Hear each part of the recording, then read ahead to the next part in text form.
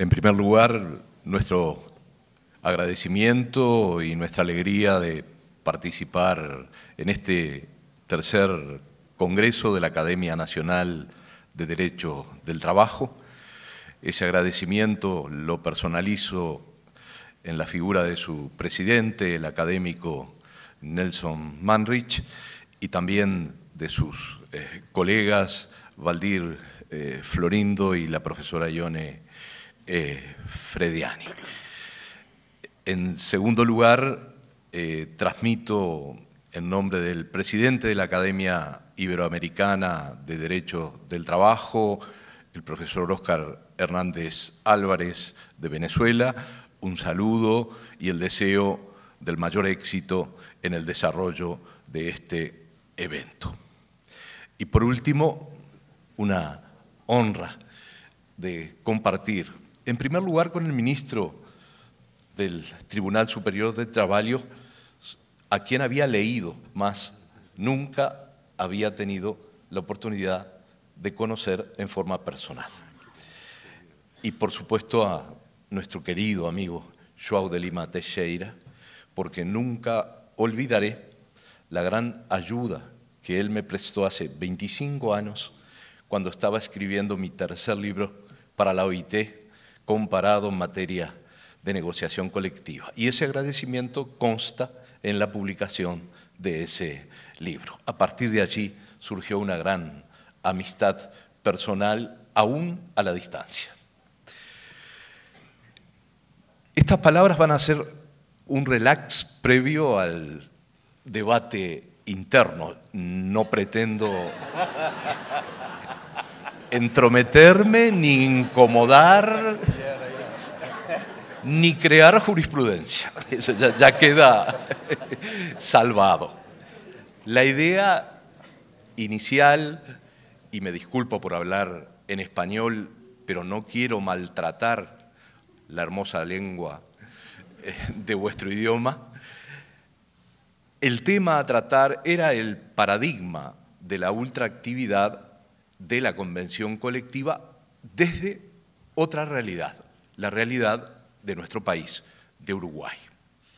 Debemos hacer 4 pequeñas aclaraciones, pequeñísimas, para que se comprenda que es un contexto idiosincrático, cultural, jurídico y sindical totalmente diferente al de otros países, entre ellos a Brasil. En primer lugar, nuestro país tiene un muy elevado porcentaje de convenciones colectivas.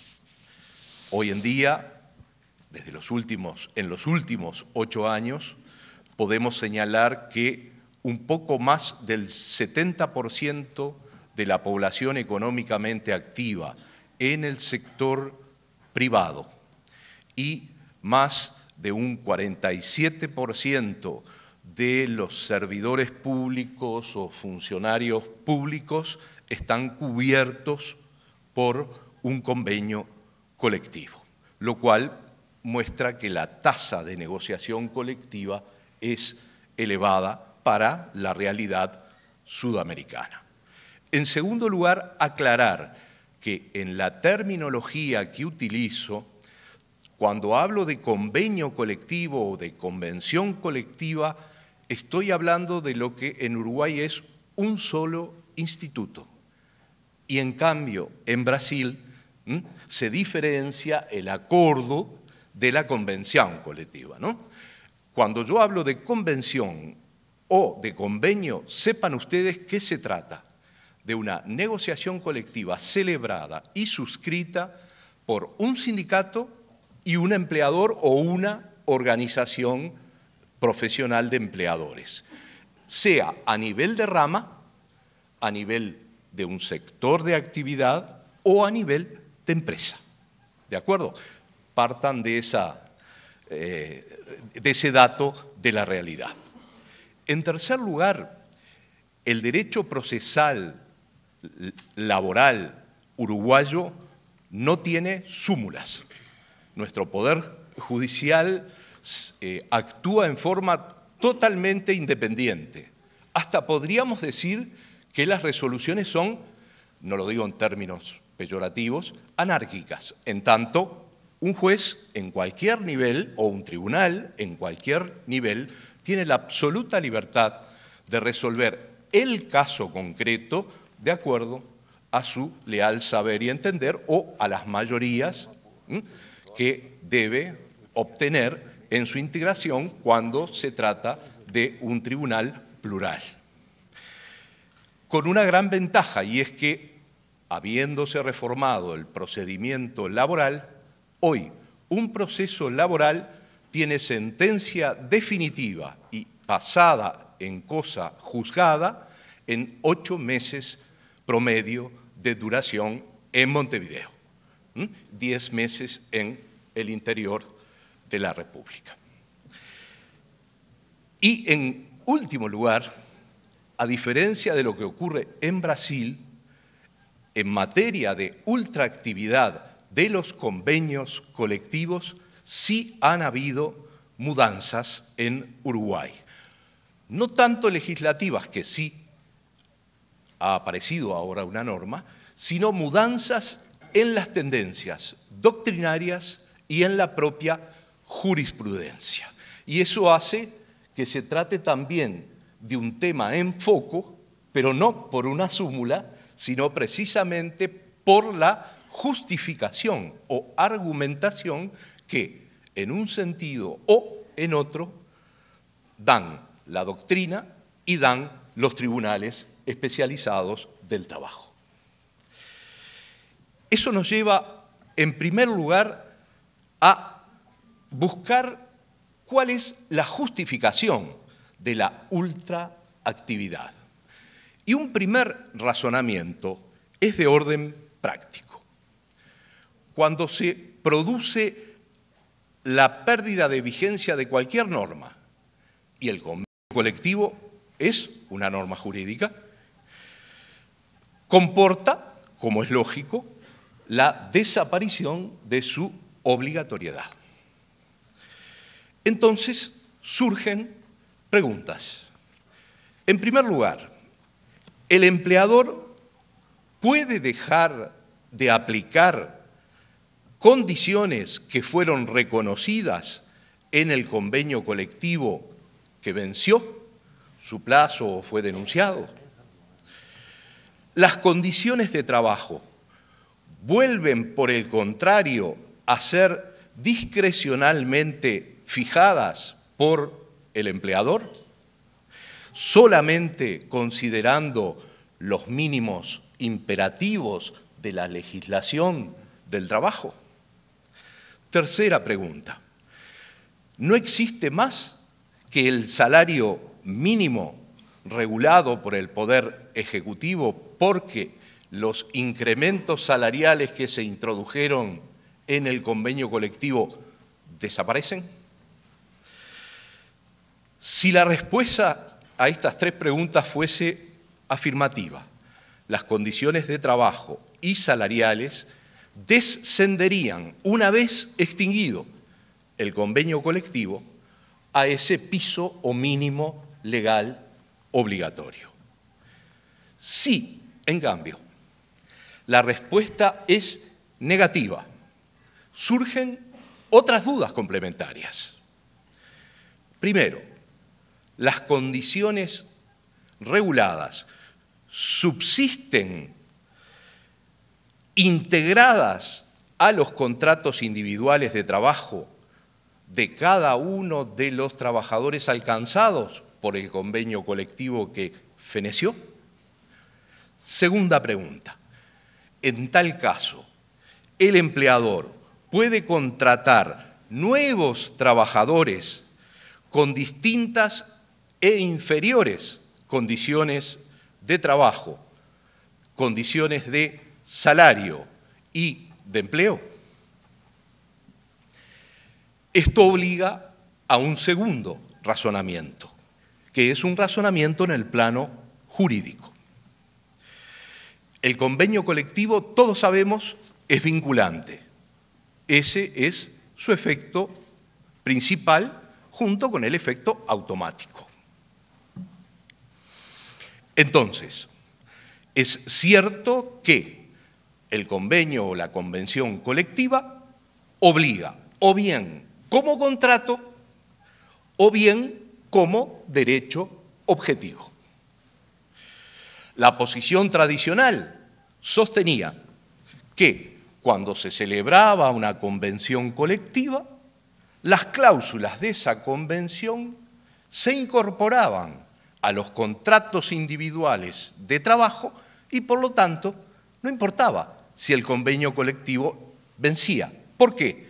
Porque pasaban a constituir o a formar parte de cada uno de los contratos individuales de trabajo.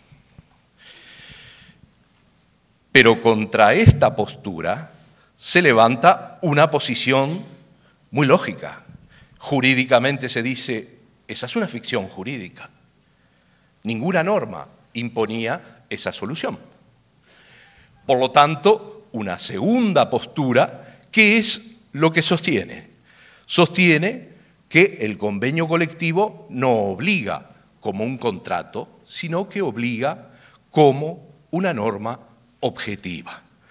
Así como actúa la ley desde fuera de los contratos individuales, también la convención colectiva lo hace externamente y por lo tanto su contenido pertenece al convenio colectivo y no a los contratos individuales alcanzados por el universo de trabajadores que queda sujeto a ese convenio colectivo.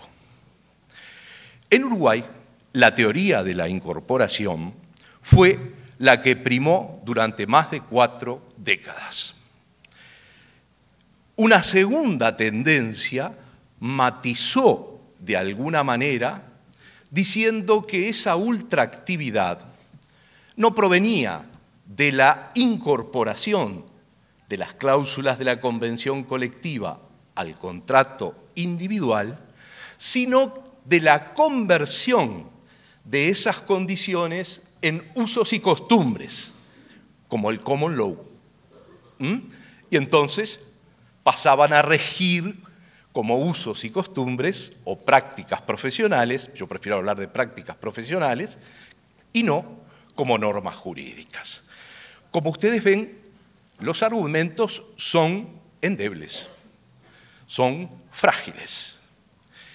Surge una nueva corriente de autores que pretendió decir, no, ni se integran a los contratos individuales, ni constituyen usos y costumbres obligatorios para las partes, sino que cuando se extingue la convención colectiva, lo que opera es el principio protector y, por lo tanto, esas normas del convenio colectivo serán aplicables a los trabajadores en función de la protección que debe otorgar el derecho del trabajo.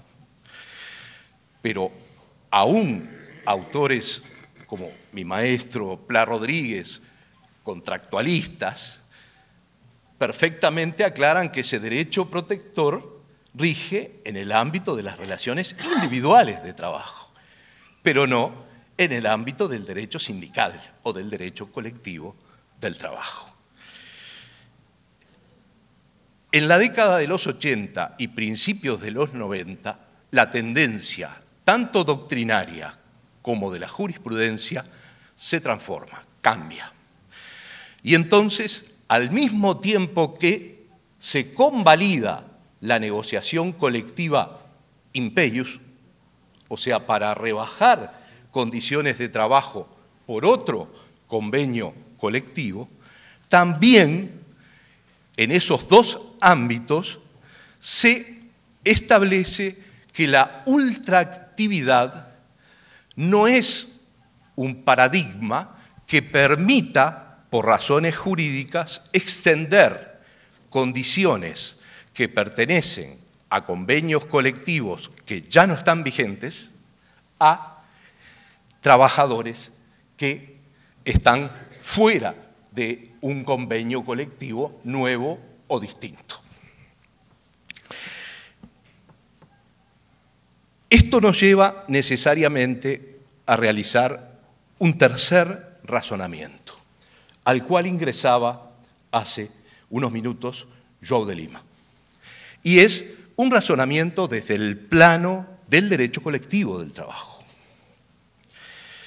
Efectivamente, la libertad sindical supone el ejercicio de la autonomía colectiva de los sujetos pactantes, sindicatos y trabajador u organizaciones, perdón, empleador, sindicatos y empleador, disculpen, u organizaciones de empleadores.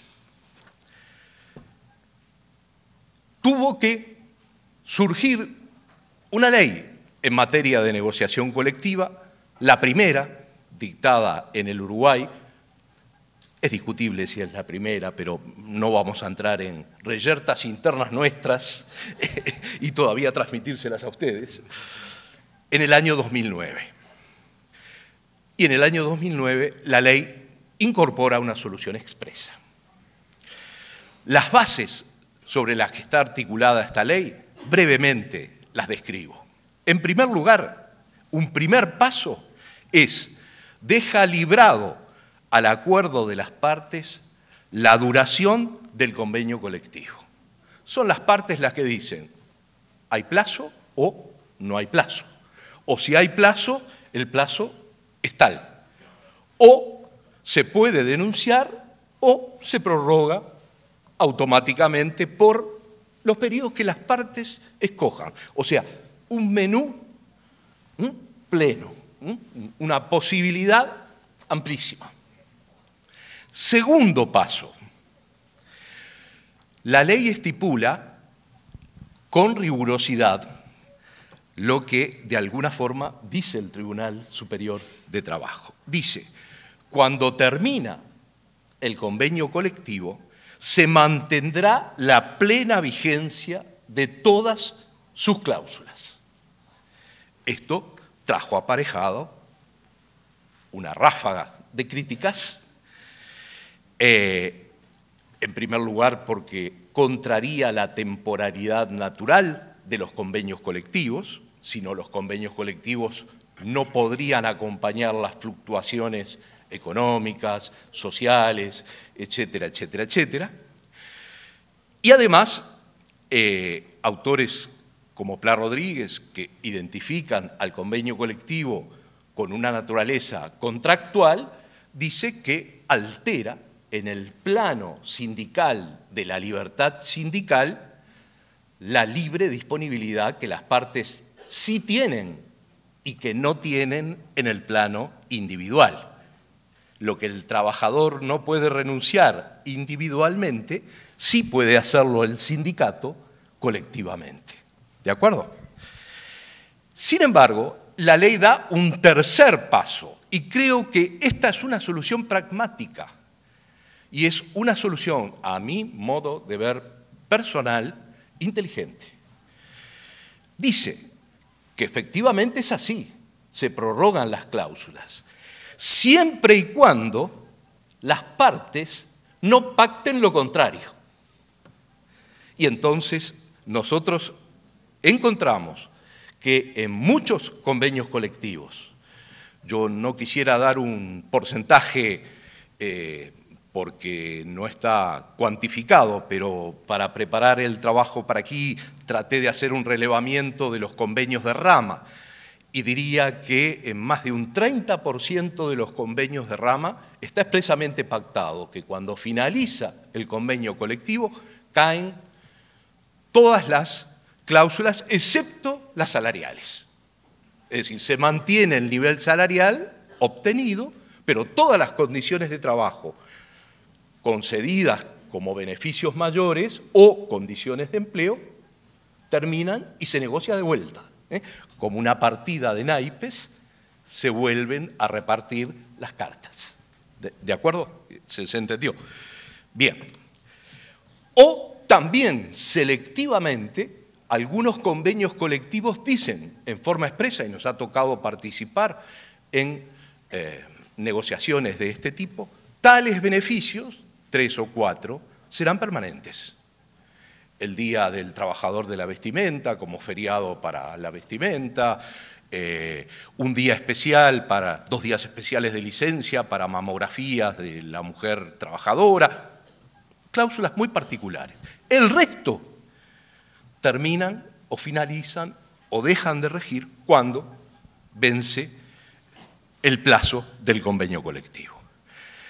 Y el cuarto paso que agrega la ley es que incluso previéndose o no previéndose nada por las partes, siempre la negociación de un convenio colectivo posterior puede sustituir válidamente las cláusulas del convenio anterior. Es decir, si yo no pacto que las cláusulas caen, puedo, sin embargo, sí negociar un nuevo convenio colectivo y no incorporar tal y tal cláusula o incorporar otras distintas o soluciones diferentes. Y hago un último razonamiento. ¿Por qué? Y les pido disculpas por el tiempo. Curiosamente, llamativamente, el Comité de Libertad Sindical, ante una denuncia promovida por las 2 cámaras empresariales más grandes del país y la Organización Internacional de Empleadores, hace una serie de observaciones al país respecto de esta ley. Algunas con relativo fundamento, podría decirse que son objetivas. Otras llamativamente inadmisibles para lo que ha sido la jurisprudencia del Comité de Libertad Sindical. Y, por ejemplo, en esta materia, en este articulado, dice que la ley no debería establecer ninguna resolución si los actores sociales no se ponen de acuerdo, lo cual es insólito. Lo decía el profesor Aloíso, es lógico. Siempre en la discusión de la ley, todo el periodo anterior, los empleadores reivindicaron que caían todas las condiciones. Y la central sindical, obviamente, que decía que no debía caer absolutamente nada. Entonces creo que el Comité de Libertad Sindical con esto está diciendo que Francia, cuando negoció hace 20 años su ley de negociación colectiva y estableció que, terminado el convenio, las cláusulas normativas se prorrogaban por 2 años, o como lo hizo Argentina, primero por 4, luego por 2, el comité no tenía observaciones y, sin embargo, observa a Uruguay diciendo que el legislador no puede regular si las partes no se ponen de acuerdo, lo cual es insólito, porque precisamente se regula cuando las partes no se ponen de acuerdo. Si no, habría un pacto de concertación social o un pacto social en el Uruguay y nunca lo hubo. ¿De acuerdo? Entonces, yo voy a agregar una argumentación que el país podría dar frente al Comité de Libertad Sindical, no lo ha hecho, pero desde una óptica de la doctrina. Y para ello recurro a un cuarto razonamiento basado en el bloque de constitucionalidad, desde los derechos humanos. Uruguay es signatario del Pacto Internacional de los Derechos Económicos, Sociales y Culturales. Por lo tanto, se ha comprometido a adoptar medidas para lograr progresivamente la plena efectividad de los derechos reconocidos en lo económico, en lo social y en lo cultural. Y esto creemos que provoca una clara repercusión en el derecho del trabajo, porque todas las regulaciones del derecho del trabajo tienen un contenido esencialmente centrado en el hombre y un alcance profundamente social. Por lo tanto, en síntesis, creemos que el principio de progresividad que consagra el pacto impone un deber al Estado tendente a avanzar en forma progresiva para asegurar una satisfacción cada vez mayor de los derechos sociales de sus habitantes. Y se considera que tal compromiso debe asumirse con el fin de lograr el mejoramiento permanente de las condiciones de vida del hombre. Barbagelata, precisamente, señala que los bloques de constitucionalidad en el ámbito laboral, como todo el sistema de derechos humanos, está bajo el imperio de la progresividad y la irreversibilidad, y deben ser interpretados en el sentido más favorable a la persona humana. Entonces, la contracara sería la no regresividad, impuesta por las normas internacionales a las que se ha comprometido el Estado uruguayo. Compromiso que le impone al Estado no admitir la disminución en el grado de protección que ya se ha alcanzado frente a un derecho social, o sea, en las condiciones pactadas en un convenio colectivo en beneficio de los trabajadores, con una única salvedad, y es que se admite esa regresividad frente a situaciones reales de crisis o transformaciones sociales que entonces sí admiten disminuir el grado de protección de un derecho. Nosotros no queremos dejar de mencionar que el pensamiento de Cesarino Jr., que no fue el único, pero sí fue sin duda uno de los que más contribuyó a la consagración de la CLT, ¿verdad?, señalaba que el derecho del trabajo busca satisfacer las necesidades del individuo que solo cuenta con el producto de su trabajo, y esa ha de ser la razón y la esencia del derecho social. Muchas gracias.